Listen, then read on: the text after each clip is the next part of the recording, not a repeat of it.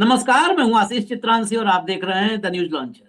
कुरुक्षेत्र महाभारत जहां हुआ, जहां सत्य की विजय हुई और असत्य अधर्म पराजित हुआ, उसी कुरुक्षेत्र की धरती पर राहुल गांधी ने ट्रेनिंग सेंटर बना दिया और उस ट्रेनिंग सेंटर में 3 घंटे तक ट्रेनिंग चली।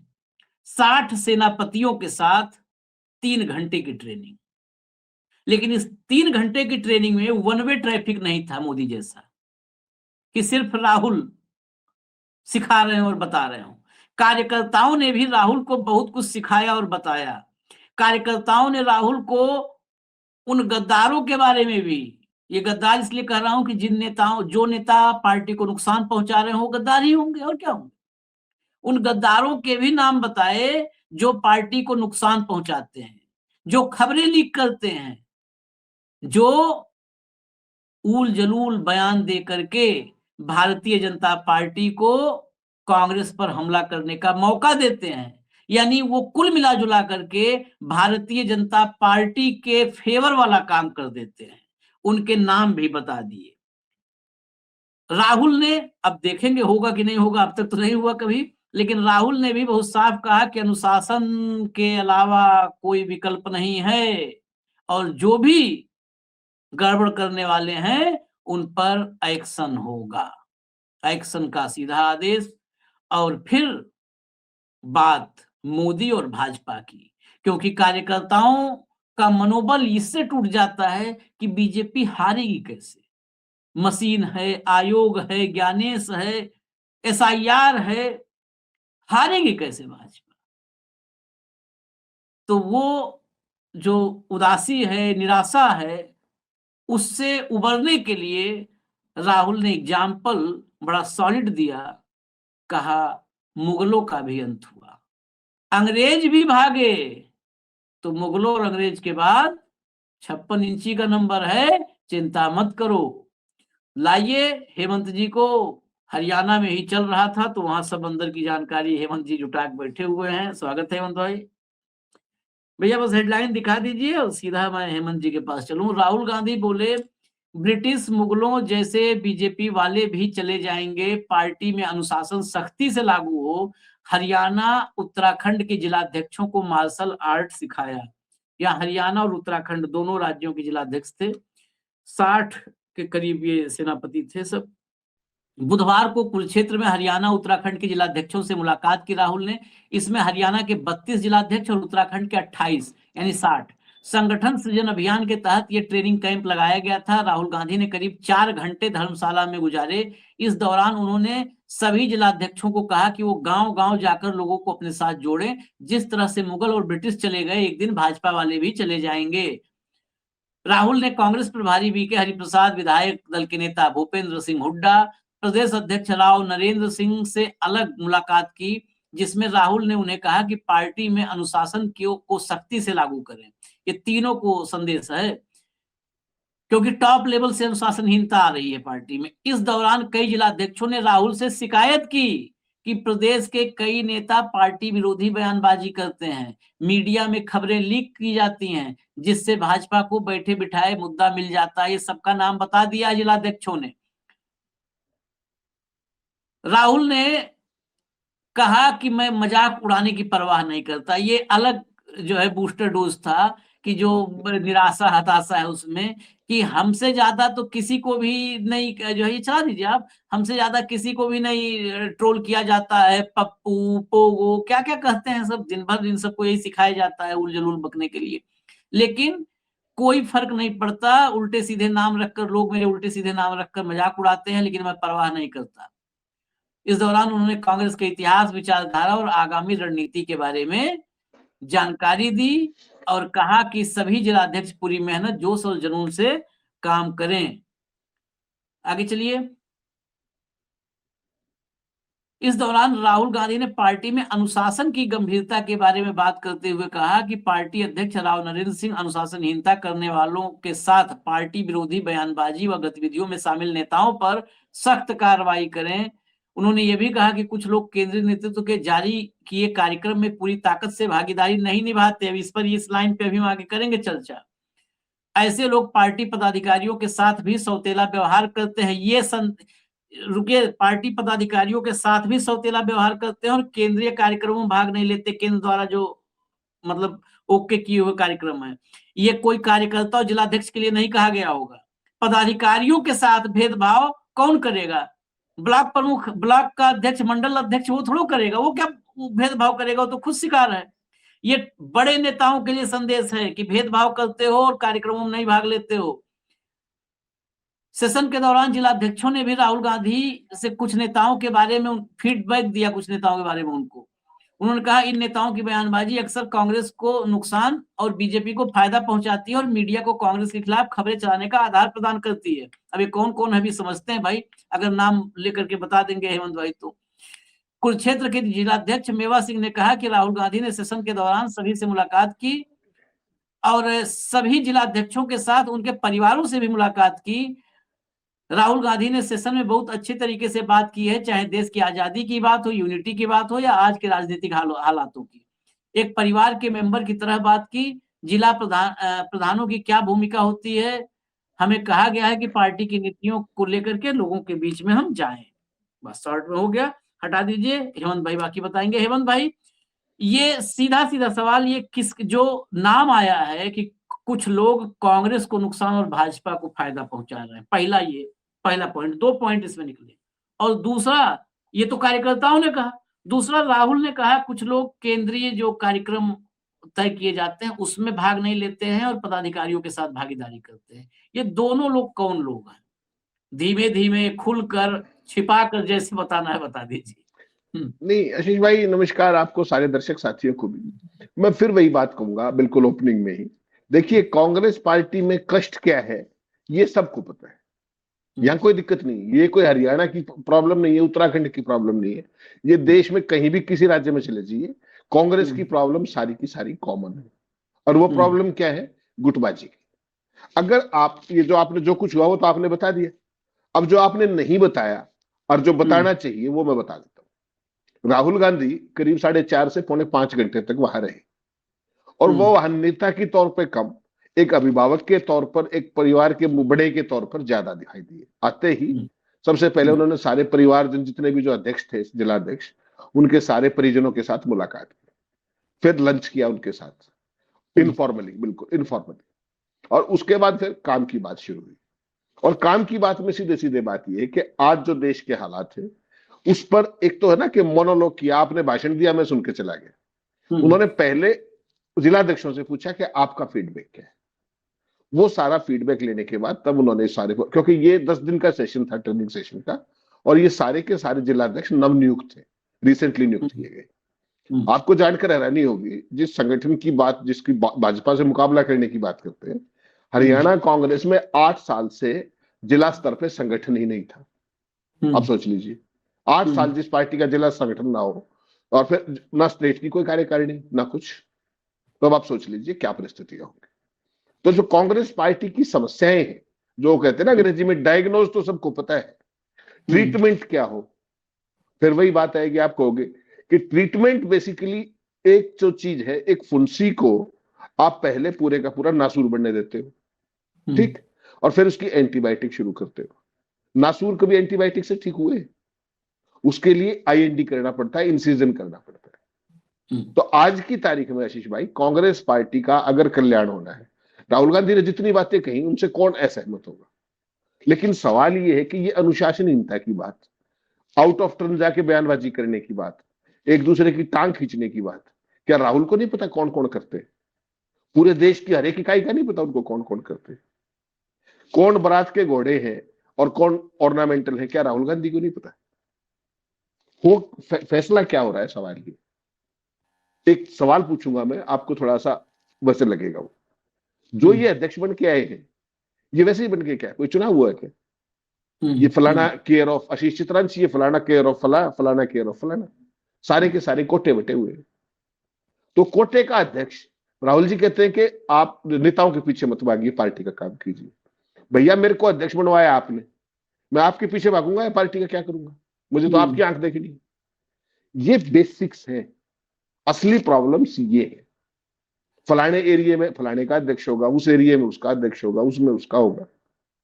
ये है कांग्रेस की असली परेशानी। और ये केवल हरियाणा में नहीं है, केवल उत्तराखंड नहीं है, पैन इंडिया है। पहली बात तो ये है। दूसरा, जो लड़ाई है वो कभी भी सेकंड लाइन लीडरशिप में नहीं होती। लड़ाई हमेशा टॉप लीडरशिप में होती है। जो ऊपर के 4 लोग 5 लोग जो एक दूसरे की टांग खिंचाए रहते हैं। आप पदयात्रा करोगे, मैं आपका बाइकाट करूंगा। कोई मुझसे पूछेगा कि हाँ आशीष चित्रांशी की यात्रा में क्यों नहीं गए, मैं कहूंगा उनकी व्यक्तिगत है। अगर भाई मुझे नहीं जाना तो मैं ना जाऊं, कोई बात नहीं। व्यक्तिगत कैसे है? क्या वो कांग्रेस पार्टी में नहीं है क्या? तो ये जो असली प्रॉब्लम्स है ना आशीष भाई, असली चीजें ये है। अब राहुल गांधी ने तो फॉर्मली सबकी बात सुन ली, इनफॉर्मली उनके साथ इंटरेक्शन कर लिया, लंच कर लिया, मेल जोल कर लिया। उनको वो भी सिखा दिए, कराटे कुरुटे भी सिखा दिए, बाकायदा वर्दी पहन करके सारी चीजें, मार्शल आर्ट सिखा गए। वो सारी चीजें अपनी जगह, फील गुड अच्छा है। कल ये शिविर खत्म हो जाएगा, उसके बाद तो उनको वहीं जाना है। फिर अपने अक्का की तरफ देखेंगे, भाई जिला अध्यक्ष किसने बनवाया था, तो उसको तो उसकी बात माननी है। कुछ भी करते रहो आप, राहुल गांधी हो, खड़गे साहब हो, सोनिया गांधी हो, कोई क्या करेगा? ये सारी की सारी स्ट्रक्चरल प्रॉब्लम्स हैं कांग्रेस पार्टी में। गुटबाजी स्टेट लेवल पे है, टॉप लेवल पे है, नीचे के लेवल पे किसी के पल्ले ही क्या है? विपक्ष में वैसे बैठे हो आप, किस चीज की गुटबाजी करोगे आप बताओ? ये समस्या जो है ना, ज्यादातर राज्यों के अंदर कांग्रेस पार्टी विपक्ष में है। ठीक, राहुल गांधी ने कह दिया कि भाई अंग्रेज मुगल चले गए थे, अंग्रेज चले गए थे, ये भी चले जाएंगे। जाए तो जब गए जब ग्रास रूट पे संगठन एक्टिवेटेड होगा, जुनूनी लोग आएंगे। जो केयर ऑफ लोग आते हैं आशीष भाई, वो कभी भी जुनूनी नहीं होते। वो सारा दिन जुगाड़ में रहते हैं। आज आशीष चित्रांशी को खुश कर लिया, कल बाहू को खुश कर लिया, परसों किसी और को खुश कर लिया, दैट इज ऑल। तो उस जुगाड़ में लगे रहते हैं उनको। फिर आगे टिकट का वो टिकट मिल जाए, फिर ये हो जाए। बेसिकली पार्टी तो लास्ट उस पर आती है। तो कांग्रेस पार्टी को अगर संगठन सृजन की जो बात चल रही है, लगातार अभियान चल रहा है, चलो इतनी बात है कि 8 साल बाद पहली बार चलो जिलाध्यक्ष तो बने, 20 जिलों के अंदर पदाधिकारी भी बना दिए, कुछ तो होगा, कोई तो दिखेंगे, नाम तो दिखेंगे, चेहरे तो दिखेंगे कम से कम। लेकिन सवाल अल्टीमेटली वो है कि जो बेसिक स्ट्रक्चरल प्रॉब्लम्स है कांग्रेस की, उसका क्या होगा? आज कांग्रेस पार्टी को उस भाजपा से नहीं लड़ना। आज कांग्रेस पार्टी को उस भाजपा से लड़ना है जिसके खाते में 10,000 करोड़ से ऊपर रुपए हैं, जिसके इस पूरे देश में 770 दफ्तर हैं। कांग्रेस के पास तो प्रदेश का कार्यालय भी जाकर के देख लो, जिलों की तो बात छोड़ दो। जो उनका आज की तारीख में सत्ता पर कंप्लीट नियंत्रण है आरएसएस के जरिए। कांग्रेस पार्टी जब सत्ता में होती है तो भी कभी नहीं होता। आपको याद है जब कमलनाथ को क्या कहा था राहुल गांधी ने, कि आप मुख्यमंत्री जरूर थे लेकिन शासन वो आरएसएस का था? याद है ना आपको? मध्य प्रदेश के बारे में जब कहा था, जिस मीटिंग में उन्होंने इस्तीफा दे दिया था कांग्रेस अध्यक्ष से 2019 की हार के बाद। और क्या कहा था राहुल गांधी ने? चाहे राजस्थान का जिक्र हो, चाहे मध्य प्रदेश का जिक्र हो, क्या कहा था राहुल गांधी ने? मैं याद दिला रहा हूं क्योंकि मैंने कांग्रेस कवर की है लंबे समय तक। उन्होंने कहा था कि पूरे प्रदेश का सुपड़ा साफ करा दिया अपने बेटों को जिताने के लिए। नाम लेकर के, कभी नाम लेके नहीं कहते, वो सीनियर लीडर्स हैं, ऑफेंड नहीं करते। उस दिन उन्होंने कहा था। किसके ऊपर थी वो बात? वो कमलनाथ के ऊपर थी, वो राजस्थान के ऊपर थी। तो ये सारी चीजें आशीष भाई, कांग्रेस पार्टी के जितने ये जो फील गुड की बात रोज करते हैं, तमाम जो अभी आ जाएंगे ट्रोल्स के, कांग्रेस के चमचे फलाई, हमें ना तो कोई कांग्रेस पार्टी से कोई वास्ता, ना कोई भाजपा से वास्ता। हमारा वास्ता इस बात से है कि इस देश के अंदर जो सत्ता है वो जवाबदेह होनी चाहिए। और लोकतंत्र का मतलब होता है सत्ता पक्ष और विपक्ष। जितना जरूरी सत्ता पक्ष है उतना ही जरूरी विपक्ष है। अगर विपक्ष कमजोर होगा तो सत्ता पक्ष फिर बेलगाम हो जाएगा। इस देश के अंदर वही हो रहा है। तो कांग्रेस, राहुल गांधी इकलौता संघर्ष करता दिख रहा है, उसके बाद कोई सेकंड आदमी का नाम बता दो। इसलिए मैं आपको कहता हूं कि वो बिना सेना का सेनापति है। उसके पास इतने नेता हैं जिसकी कोई आप गिन नहीं सकते सुबह शाम तक। लेकिन जब वर्कर की बात करोगी तो वर्कर नहीं मिलेगा। कांग्रेस में दरी बिछाने वाले नहीं, स्टेज पे बैठने वाले ज्यादा है। ये है कांग्रेस का असलियत। फिर वो कह रहे हैं कि आप में से एमएलए बनेंगे, आप में से मंत्री बनेंगे, आप में से मुख्यमंत्री बनेंगे। भैया उनका तो टिकट के भी लाले हैं, पार्षद की टिकट के। आप तो उनको मुख्यमंत्री का सपना दिखा रहे हो। कांग्रेस पार्टी को ओवरऑल आमूलचूल परिवर्तन की जरूरत है अपने सारे सिस्टम को लेकर के, अगर उनको रेलेवेंट रहना है तो। हरियाणा जैसे राज्य में जहां भारतीय जनता पार्टी का नामलेवा नहीं था, नामलेवा कह रहा हूं आशीष भाई पूरी जिम्मेदारी के साथ। हम्म, हरियाणा में 96 से रिपोर्टिंग कर रहा हूं, हम्म। वहां पर भाजपा लगातार तीसरी बार सरकार में। हाँ, कोई नहीं भाई, ये स्टेपनी बनने के लिए परेशान रहते थे, ओम प्रकाश चौटाला की स्टेपनी बनने के लिए। हैं? तो इनकी आज अगर क्या तीसरी बार औकात? सत्ता में, आज अगर हम्म, वो तीसरी बार सत्ता में लगातार आई है तो वो किसकी गलती? हम्म, आप इस चुनाव में आए थे, भाजपा का तो कोई नाम लेवा भी नहीं था, वोट हम्म। चोरी कर ली, सब कुछ कर लिया, जो मर्जी कर लिया। उसके बाद भी अगर कांग्रेस ने टिकटें ठीक बांटी होती, कांग्रेस ने ठीक से कैंपेन किया होता, हाँ, इश्यूज हाँ। को टेकअप किया होता, तो आज कांग्रेस तो 70 सीट थी। इतनी और ये, बेईमानी के बाद भी, यस, इस बात से मैं बिल्कुल सहमत हूं, क्योंकि ग्राउंड पे इतना जो कुछ भी हुआ, वोट चोरी हो गई, 25 लाख या 29 लाख वोट जो है फर्जीवाड़ा हुआ, फर्जी वोट हुए, सबके बावजूद अगर टिकट डिस्ट्रीब्यूशन ठीक होता तो सत्ता में कांग्रेस होती। इस यस। बात में कोई दो राय नहीं है। भले वो 46 पर होती, 47 पर होती, लेकिन सरकार कांग्रेस की होती अगर टिकट डिस्ट्रीब्यूशन ठीक हुआ होता। और आपस में हम तो परहेज करते हैं हेमंत भाई, लेकिन आपस में शैलजा, सुरजेवाला, हुड्डा, ये सारे जितने वहां पर बड़े बड़े छत्रप हैं, कोई किसी से हल्का नहीं है। वो सब अगर आपस में उनका सामंजस्य होता और सरकार उनकी उनका एक टारगेट होता कि कांग्रेस की सरकार बनानी है, तो 100% कांग्रेस की सरकार बनी होती। क्योंकि वहां पर लड़ाई 90-10 की थी, और 90-10 हो सकता है मैं ज्यादा बोल रहा हूं। भाजपा नहीं का यार, भैया, हम 16 दिन रहे, भाजपा का नाम लेने वाला कोई नहीं था। हरियाणा जैसे प्रदेश में 16 दिन बहुत है, छोटा सा प्रदेश है, 16 दिन आशीष 17 भाई, दिन बहुत। आशीष हाँ, भाई मैं दूसरे सवाल पे आ रहा हूं। आप आए हम्म, थे, हम सारे हम्म, साथी थे, सारी बात। हम्म, मैं ये पूछ रहा हूं कि राहुल गांधी ने इतना लंबा चौड़ा कर दिया, सारी बात ठीक, हम्म, जो हरियाणा में गलत टिकटें बांटी, हम्म। उसके लिए जिम्मेदार कौन है? कौन है? क्या उन्होंने हाँ, तय किया? हाँ, क्या जिम्मेदारी फिक्स हुई? अनुशासनहीनता में आप कोई बयानबाजी कर लो, कोई भी हम्म, बयानबाजी कर लो, कुछ नहीं हम्म, बिगड़ने वाला आपका। हाँ, तो आपको पार्टी चलानी है, धर्मशाला चलानी है, या एनजीओ चलानी है, वो आपको तय करना है। जब वो चंडीगढ़ आए थे रिव्यू के लिए, उन्होंने 2 टूक ये बात कही थी कि हम 3 चुनाव नहीं आ रहे, हम 4 चुनाव आ रहे हैं। हम्म, उन्होंने 2009 का चुनाव, जो कांग्रेस पार्टी 67 से वापस घट के 40 आई थी, उसको भी हम्म, हार माना था। हम्म, ठीक। तो हरियाणा जैसे प्रदेश के अंदर 3 चुनाव तो आपको दिख रहे हैं लगातार, भाजपा लगातार कैसे जीतती है। और उसका साधारण कारण समझ लीजिए क्या है, या तो मैं मुख्यमंत्री बनूंगा, और नहीं तो बेशक भाजपा आ जाए। सिंपल सी बात है। ये हरियाणा नहीं, ये पूरे देश में कांग्रेस का हाल है। आज कांग्रेस जिस स्थिति में खड़ी, आप सोचिए राहुल गांधी की जो पदयात्रा थी पूरे देश के अंदर, क्या हम्म, रिस्पॉन्स था उसका? आज कोई भी इंडिपेंडेंट सर्वे करवा लीजिए आप, कॉमेडियंस को छोड़ दीजिएगा, प्रचार पत्रों को छोड़ दीजिएगा, एवरीबडी नोज दिस। तो क्या कांग्रेस के दिग्गज, आप नीचे वालों को कुर्बानी देने की बात करते हो, नीचे वालों को मेहनत करने की बात करते हो, नीचे वालों को जुनून की बात करते हो, बहुत अच्छी बात है, कहने में बड़ा अच्छा लगता है। आपके पेट में रोटी नहीं है, मैं क्यों नहीं, जुनून के साथ आशीष भाई 1.5 घंटे में बेहोश नहीं हो जाओगे आप? हम्म, हम्म, ये चीज देखना पड़ेगा। Basically one has to be realistic. Theory एक चीज है, प्रैक्टिकलिटी दूसरी चीज है। आज भी मैं ये बात कह रहा हूं, कांग्रेस पार्टी के पास एक से एक जुनूनी कार्यकर्ता है, लेकिन अगर उनको 2 कदम भी आगे बढ़ना है तो किसी का चमचा बनना पड़ेगा आपको। हम्म, राहुल गांधी कहते नेताओं के पीछे मत घूमो। हम्म, किसके पीछे घूमे फिर? अध्यक्ष तो वही बनाएंगे भैया, पदाधिकारी भी वही बनाएंगे।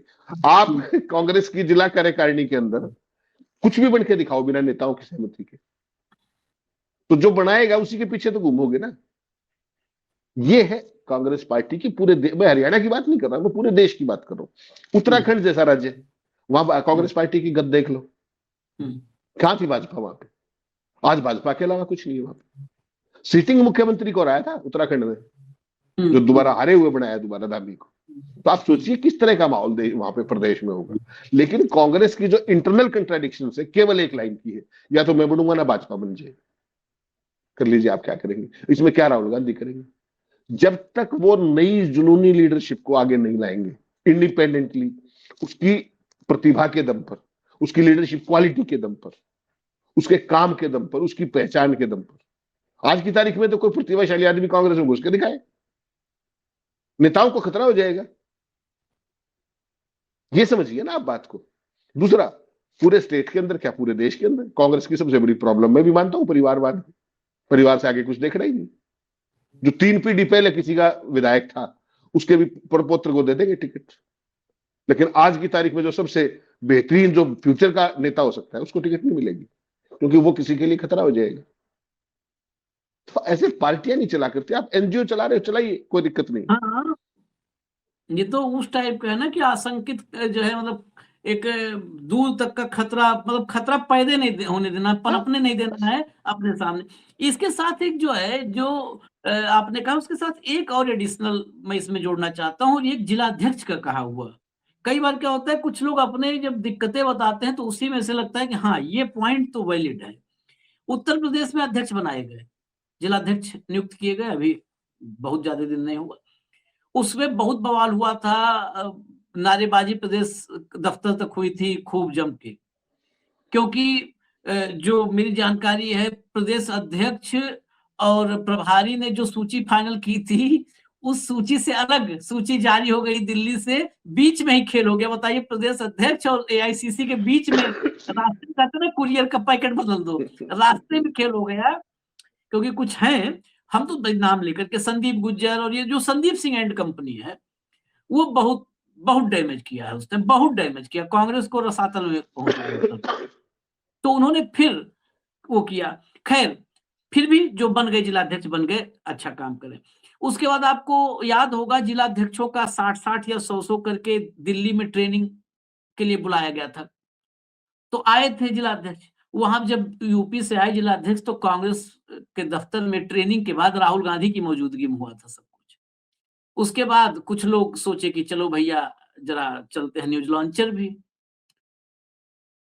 मिलते हैं, अपनी पीड़ा बताते हैं, क्योंकि इकलौता है। बहुत सारे लोग हैं जो नरेंद्र मोदी से दिन भर सवाल पूछते हैं, बहुत सारे लोग हैं कि दिन भर राहुल गांधी को खलनायक बताते हैं। ये इकलौते सब हैं कि नरेंद्र मोदी से 90% नरेंद्र मोदी, और फिर 10% ये कांग्रेस से भी पूछते हैं, वहां की भी भीतर की गंदगी के बारे में बात करते हैं। तो आ गए कुछ लोग, उन्होंने बहुत जबरदस्त, एक जिलाध्यक्ष ने कहा कि हमें मीटिंग में बुलाया गया, समझाया गया, बहुत चीजें समझा दी गई, आप अच्छे से काम करिए, आप लोग पार्टी के लिए मजबूती से डटिए। उसकी कितनी जेन्युइन बात थी। कहा, उस एक बैग पकड़ा देते हैं, फाइल फोल्डर जैसे होता है ना, फॉर्मेलिटी, फाइल फोल्डर लेके जाओ, उसका क्या करना है, चूरन रखना, चटनी पता नहीं है। कहा, हमको आज कह दिया, आज जाइए बहुत अच्छे से काम करिए, फलाना करिए, ढिमकाना करिए। अगर एक चीज कह दिया जाए कि 2 महीने बाद, आप 2 महीने में आपको हम ऐसे ये काम दे रहे हैं, जैसे भाजपा में होता है, जाओ सूची बना के लाओ, फाइल करवाओ, और उसके बाद यहाँ से जो वॉर रूम है, यहाँ से एक एक, मेरा एक जानने वाला, मैं चर्चा आई है तो 1 मिनट लूंगा, बीजेपी का जो वॉर रूम है काम करता, वहां पर, यहाँ दिल्ली में केंद्रीय मंत्रालय में काम करने वाला नौजवान अफसर, उसने भी, उसका दिमाग कुछ फिरा, वो रिजाइन कर दिया, और रिजाइन करने के बाद उसको लगा अब क्या करें, तो आईटी सेल में चला गया। तो वहां पर ऐसे लोगों को बहुत जगह होती है, जो ये वॉर रूम।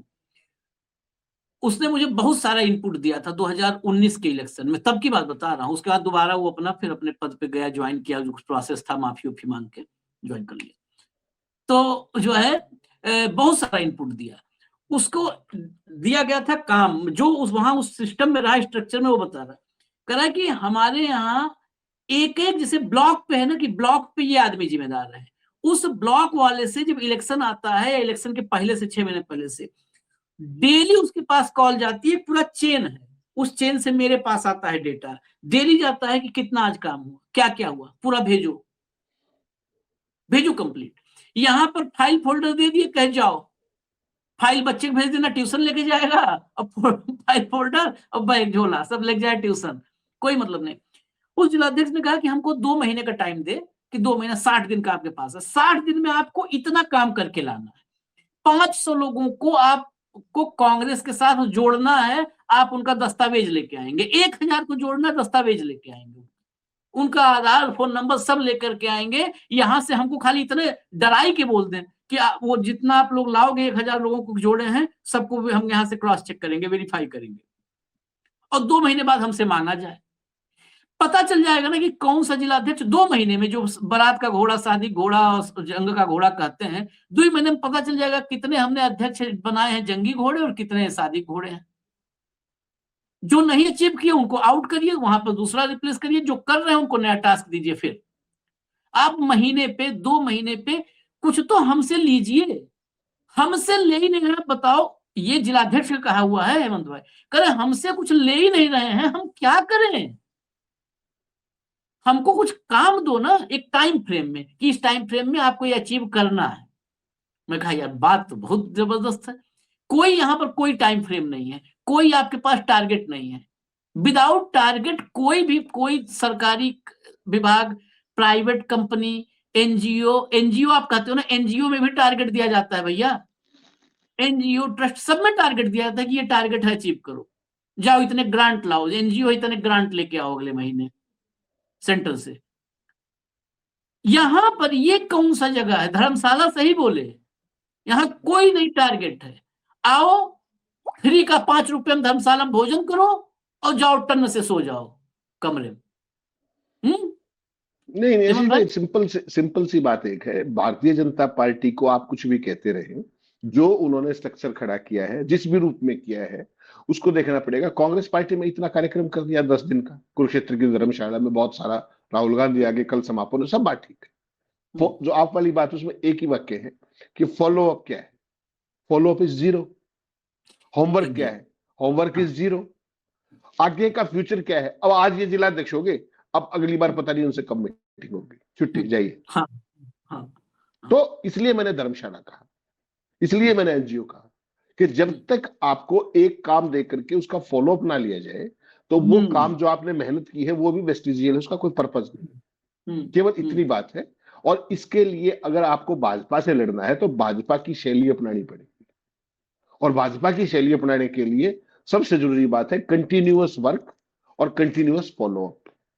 उसके बिना गुजारा है नहीं। कितने ही भाषण दे लो, खड़गे साहब आ जाए, सोनिया गांधी आ जाए, 2 महीने की ट्रेनिंग कर लो, कोई फर्क नहीं पड़ने वाला है। आपके पास लिमिटेड रिसोर्सेज है, लिमिटेड मैन पावर है, और जो लोग अब हैं उनको उनकी मेरिट पे आगे बढ़ाइए, ना कि ये केयर ऑफ संस्कृति, ये आशीष चित्रांशी का, ये फला का, ये इससे कुछ नहीं होने वाला। यही करके आप यहां तक पहुंचे, हरियाणा जैसे प्रदेश में तीसरी बार भाजपा की सरकार।